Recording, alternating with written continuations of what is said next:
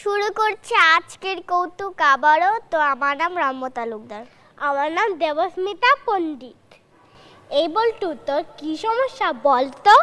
Sir, ইদানিং আমার খাওয়ার রুচি কমে গেছে। দাঁড়া,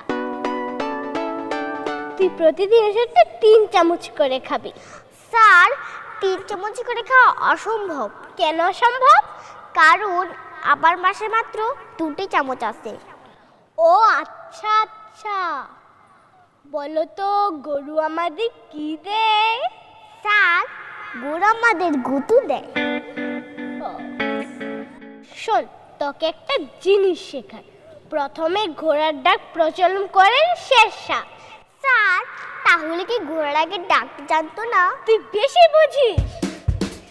স্যার, আমার না একটা সমস্যা আছে। কি সমস্যা? যখন আমি কথা বলি তখনই দেখতে পাই না। এটা তো অনেক বড় সমস্যা। কখন দেখতে পাস না? যখন আমি ফোনে কথা বলি তখন। তোকে 10টা বেতে বাড়ি দিব, তখন তুই শুনতে পারবি।